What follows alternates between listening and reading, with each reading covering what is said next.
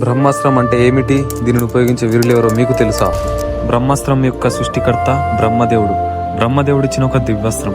మహాభారతంలో బ్రహ్మాస్త్రాన్ని వాడగల వీరులు: మొదటగా అర్జునుడు ద్రోణాచార్యుల శిష్యుడిగా చేరి దీన్ని నేర్చుకున్నాడు. సెకండ్ అశ్వత్థాముడు, చివరిలో దీని పాండవులపై వాడాడు. థర్డ్ కృష్ణుడు, దివ్య శక్తులతో దీని శక్తిని తెలుసుకున్నాడు కానీ ఆయుధంగా మాత్రం వాడలేడు. 4 కర్ణుడు, పరశురాముని దగ్గర దీన్ని నేర్చుకున్నాడు కానీ దాన్ని సరిగ్గా ఉపయోగించే సమయం కర్ణుడికి మాత్రం రాలేదు. 5 ద్రోణాచార్యుడు, ఆయనకి విద్య తెలిసిందే, ఆయన తన శిష్యులైన అర్జునుడు అశ్వత్థాములకు నేర్పాడు. 6 పరశురాముడు బ్రహ్మాస్త్రాన్ని బ్రహ్మదేవుడి నుండి పొందాడు. ఈ బ్రహ్మాస్త్రమును ఎప్పుడు వాడారంటే అశ్వత్థాముడు పాండవుల పిల్లలను చంపిన తర్వాత అర్జునుడి మీద కోపంతో ఈ అస్త్రాన్ని వదిలాడు. అర్జునుడు కూడా అదే ప్రతీకగా ఆయుధం వదిలాడు కానీ కృష్ణుడు అర్జునుడిని ఆపాడు, ఎందుకంటే 2 ఢీకొంటే ప్రపంచం నాశనం అయిపోతుందని.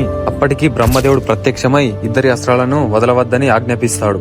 కానీ అశ్వత్థాముడు అస్త్రాన్ని వదిలి పాండవ వంశాన్ని నాశనం చేయమని దానిని దిశగా మళ్లిస్తాడు. అలా మళ్లించడం వలన శ్రీకృష్ణుడు అశ్వత్థాముడి మీద తీవ్రమైన శాపాన్ని విధిస్తాడు.